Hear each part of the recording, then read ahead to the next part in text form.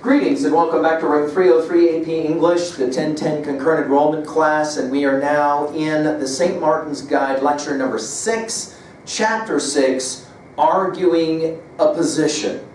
I'm just going to read with you on page 191 because this is such an important moment in your academic and your compositional development. Not only is it important for our understanding of good writing, but as well good thinking and foundational to understanding the value of the academic community. The great philosopher John Stuart Mill argued in his autobiography that we now reach the heart of what it means to be educated. The capacity to recognize alternate viewpoints and then formulate your own arguable thesis. I'm just reading 191. Should parents think twice before signing up their kids for Little League? Might it not be a good idea for teens to get after-school jobs? Should hate speech be protected? Should you care about online privacy if you haven't done anything wrong? These are the compelling issues argued about in this chapter. Because of the in-your-face kind of arguing that is common in blogs and on talk shows, editorializing in other words, you may associate arguing with quarreling.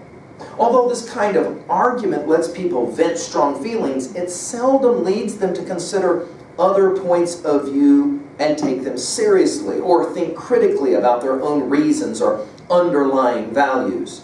A more thoughtful, deliberate kind of argument, one that depends on critical analysis of an issue and involves logical reasoning rather than raised voices, is more likely to convince others of the validity of your position. Reasoned argument is also more likely to be expected in college courses and in the workplace. This is a hypercritical idea, and I need it in your notes. I want to say what I want to say, and I really don't care if the acrimonious audience, we'll come to what that means in a moment, the acrimonious audience, the audience that doesn't agree with me, I really don't care what they think. I'm going to say what I'm going to say, and I really don't care if people who disagree with me get it or not. That is not persuasion. Persuasion in an academic setting, within the academic community, and I've argued out of 303 for a long time, I think we've forgotten this even within the academic community. Persuasion is presenting an argument not to change someone's mind. No. The human mind is way too complex for that, right? You don't write one paper and all of a sudden everyone's attitudes will then align with yours. That is not the way the human mind works. Persuasion isn't about changing someone's mind. It's about challenging in reasoned ways their fundamental opinions on a given topic. Now, how specifically one does that, we've got to analyze here. But I think it's hypercritical for us to remind ourselves right now. The academic community, again, to reference John Stuart Mill, one among many exemplars, is the place where this kind of free exchange of ideas, especially ideas about which I do not agree, is going to be not just allowed, but celebrated, in fact. In other words, you are allowed to have a position that is different from mine. I am allowed to challenge that position. But we will do that in our reading, in our writing, in very well-formed ways, understood ways, that allows and takes into consideration your viewpoint. Okay? Now, let's talk real quickly through your textbook about what the assignment is. Very quick, very easily. Page 192, second paragraph. In this chapter, we ask you to compose a position argument on a controversial issue. Your argument should try to convince readers to adopt your point of view, or at least to consider it seriously. We will have, of course, on page 193, 4 exemplars, as were already kind of referenced in the earlier reading.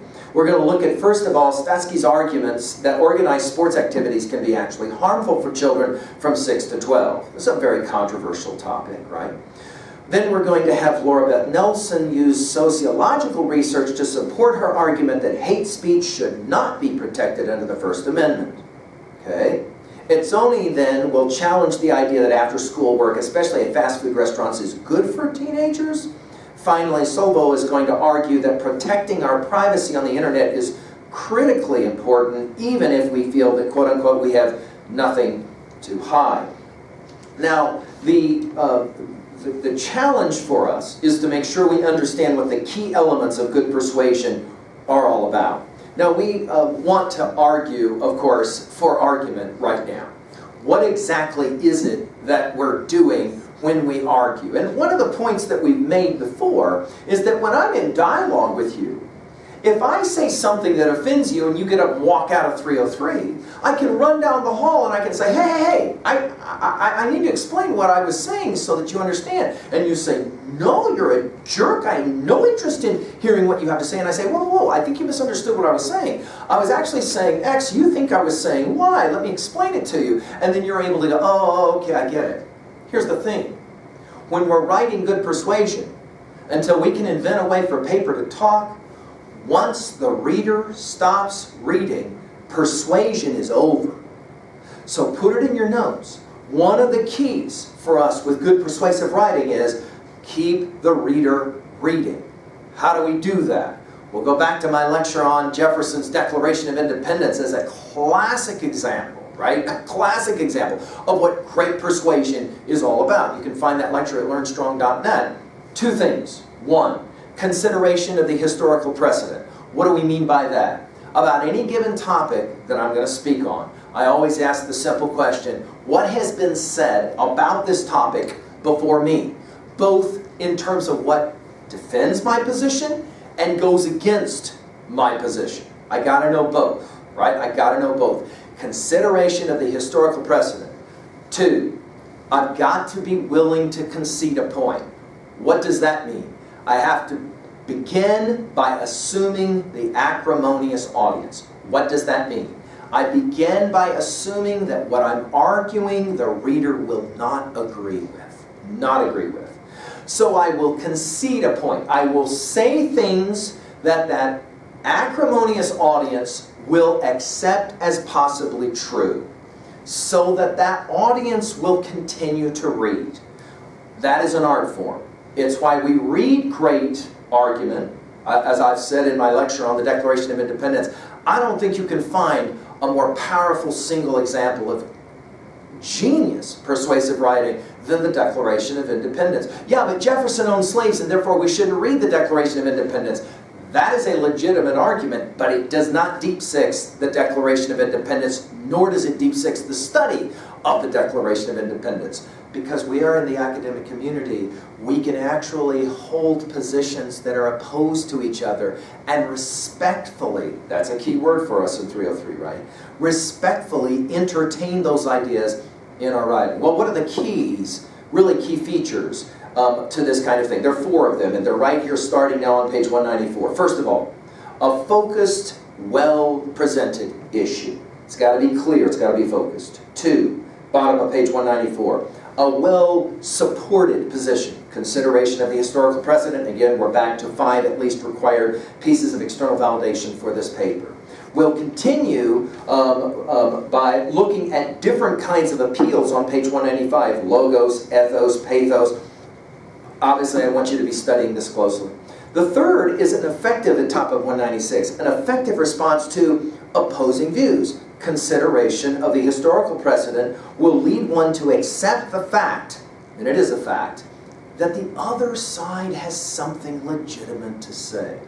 Now, if you pay attention at all to public discourse, you can see how this is so quickly forgotten. That's what makes the academic community so precious within a democracy. And once that stops, we can begin to argue our democracy might in fact stop functioning.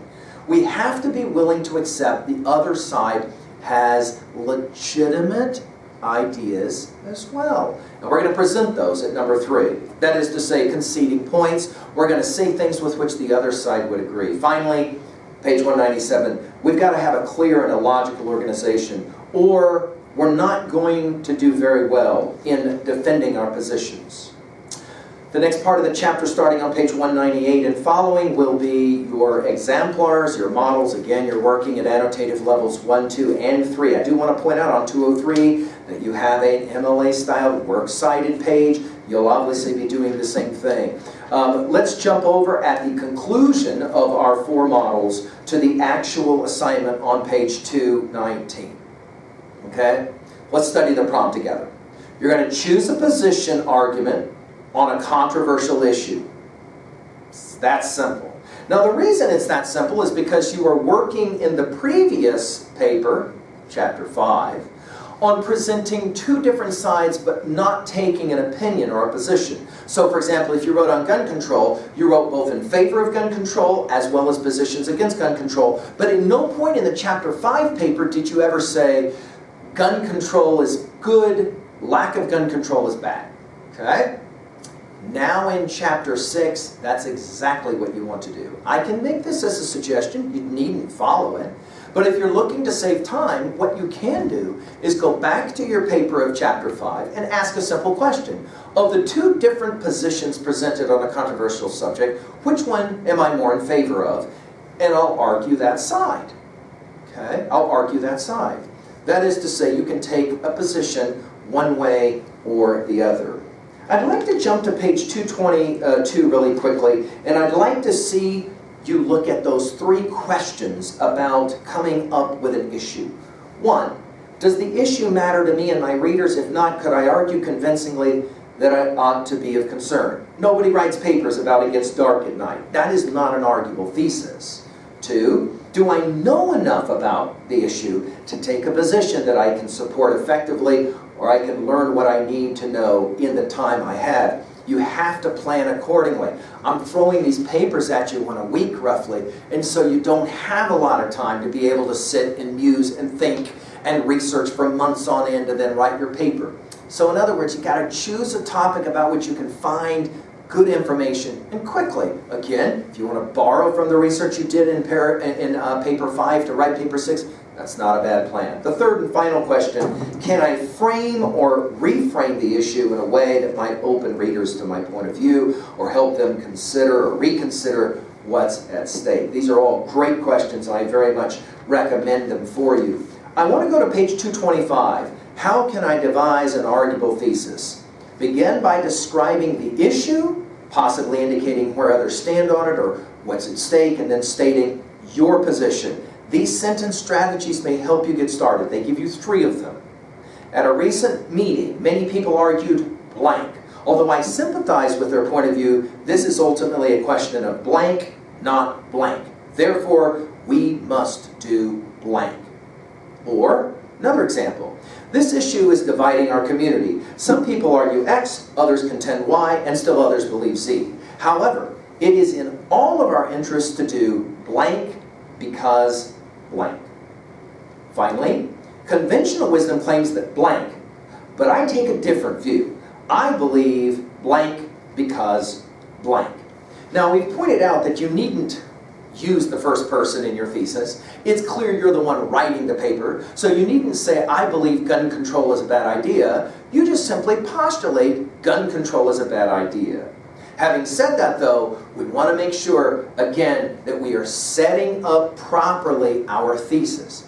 For many years on 303, I had our students write to an assigned thesis early on to teach them the power of learning how to formulate language well. The topic was, war is good. And of course, my students twisted themselves inside out trying to frame the arguable thesis well, because I assigned to them that their readers would be an acrimonious audience of peace activists who had chained themselves to chain link fences somewhere in Nevada outside a testing site. That's your audience. And your topic is, war is good. After students squirmed for a while, I suggested maybe the following. The opening line of the essay might run something like this. War is terrible. It destroys economies. It ruins families. It has deplorable effects long term. And yet, sometimes war is necessary. Now notice artistically the subtle difference between saying war is good and war is necessary. The consideration of the historical precedent, as well as wishing to always concede points to your acrimonious audience, is central to writing good argumentative thesis writing and persuasion. Finally, of course, on 226, sources are really important. Why consideration of the historical precedent? Because you don't want to be perceived by your readers as not having considered their point of view, the alternate point of view. That's what makes academic writing so different. Theoretically, this is true. So different from what we will read in the newspapers, the editorializing that happens in blogs and the like, where people will pontificate on their ideas. They really don't care what the other side has to say at all. With that in mind, I'm going to challenge you. Pick a controversial topic, research both sides, take a position, but be conscious of always conceding a point or two to the other side. I think great examples help with this. Obviously, you've got 4 here. You can always go back and study again my comments on the Declaration of Independence as a classic example of an individual who writes an essay knowing full well the acrimonious audience will be reading closely. Well, there's your challenge. I wish you the best of luck. You're really into the heart of it now, guys. This is the most important elements of our course in terms of learning how to write good, arguable thesis. Thank you.